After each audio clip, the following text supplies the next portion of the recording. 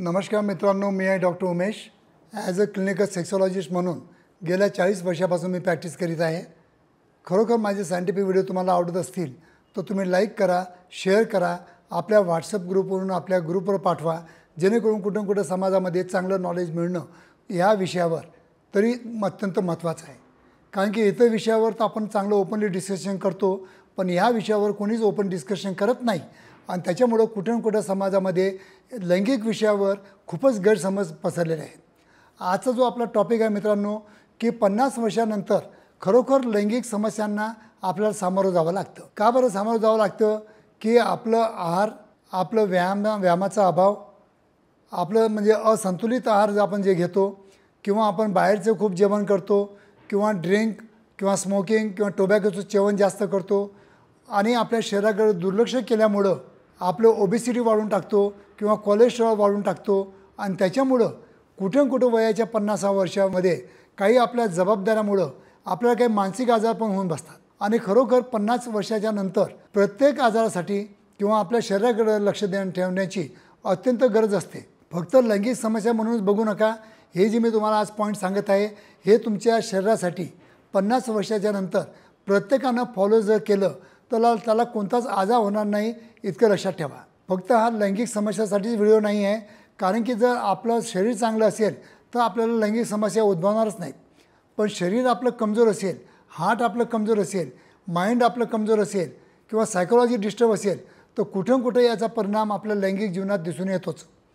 तर मित्रांनो, आज जे मी तुम्हाला 4-5 टिप्स देत आहे की ते तुम्ही लक्षात ठेवा. जर तुम्हाला डायबिटीज असेल तर तुम्ही आजपासून साखर, भात, चपाती काहीच खाऊ नका. सरळ तुम्ही जास्तीत जास्त कडधान्य खा आणि सलाड जास्त प्रमाणात वापरा, सूपचं जास्त सेवन करा आणि 1 तास व्यायाम करणं अत्यंत गरजेचं आहे. तुम्ही कार्डिओ करा. कार्डिओ करत असाल, तुम्ही फक्त वॉकिंगला महत्त्व देत असाल तर वॉकिंग करा आणि पळा. 5 मिनटं वॉकिंग करा, 1 मिनटं पळा तुमच्या बॉडीच्या हिशोबाने. हे जर तुम्ही कार्डिओ एक्सरसाइज केलं तर तुमचं हार्ट चांगलं राहील. अर्धा तास तुम्हाला कंपल्सरी प्राणायाम आणि योगा करणं अत्यंत महत्त्वाचं असतं. त्याला महत्त्व द्या, त्याच्यामुळे तुमचं माइंड चांगलं राहील. जे काही तुम्हाला अँझायटी, डिप्रेशनसारख्या 50 वर्षामध्ये जे काही गोष्टी म्हणजे दिसून येतात त्या कमी दिसून येतील. त्याच्यानंतर प्रोस्टेट ग्लँड असते ते वाढल्यामुळं पण आपलं नपुंसकता येऊ शकते किंवा आपल्याला शिथिलता येऊ शकते. त्यासाठी नेहमी तुम्ही PSA टेस्ट करा किंवा सोनोग्राफी करा आणि प्रोस्टेटला पण महत्त्व जास्त द्या. भरपूर हायड्रेशन करा, भरपूर जीवनसत्व घ्या, भरपूर विटॅमिन्ससाठी भरपूर फ्रूटचा ज्यूस सेवन करा. बाहेरचं जेवण टाळा, बाहेरचा नाश्ता टाळा, बाहेरची जे पदार्थ स्ट्रीट फूड जे असतात ती टाळा, जंक फूड टाळा, कोल्ड्रिंक टाळा, स्मोकिंग, टोबॅको आणि अल्कोहोल या सगळ्या गोष्टी जर आपण टाळल्या तर 50व्या वर्षीनंतर आतापर्यंत आपण यंग एज असल्यामुळं आपण काही पण डायजेशन करू शकतो, पण आता 50 वर्षानंतर ही काळजी घेणं तुम्हाला अत्यंत गरजेचं आहे. जर ब्लड प्रेशर वाढलेलं असेल तर तुमच्या आहारामध्ये मिठाचं प्रमाण एकदम कमी करून टाका, जेणेकरून ब्लड प्रेशर तुमचं कंट्रोलमध्ये राहील. आणि अजून काही तुम्हाला लैंगिक आजार असतील किंवा अजून तुम्हाला काही शारीरिक आजार असेल किंवा ओबेसिटी असेल तर ओबेसिटीसाठी तर मी तुम्हाला नक्की सांगेल की रात्रीचं जेवण तुम्ही स्किपच करा, की जेणेकरून लवकरात लवकर तुमचं वेट कमी होऊ शकतं. कारण ओबेसिटी इज अ किलर.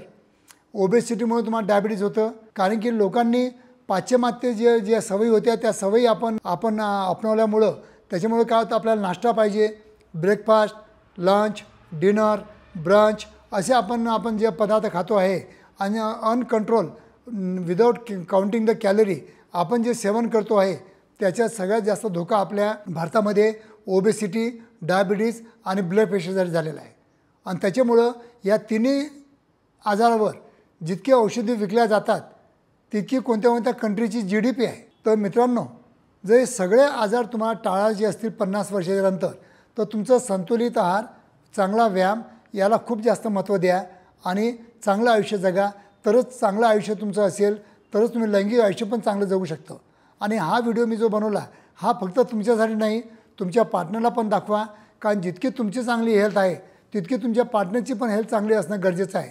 कारण की बऱ्याच स्त्रिया 1 ते 2 डिलिव्हरी झाल्यानंतर आपल्या शरीराकडे लक्ष देत नाहीत, ओबडधोबड वाढून जातात, ओबेसिटी वाढवून ठेवतात आणि त्याच्यामुळं कुठं लैंगिक आयुष्य तुमचं नक्कीच हॅम्पर होतं, हे इथं लक्षात ठेवा. तर मित्रांनो, खरोखर माझा हा व्हिडिओ आवडला असेल तर लाईक करा, शेअर करा. धन्यवाद मित्रांनो.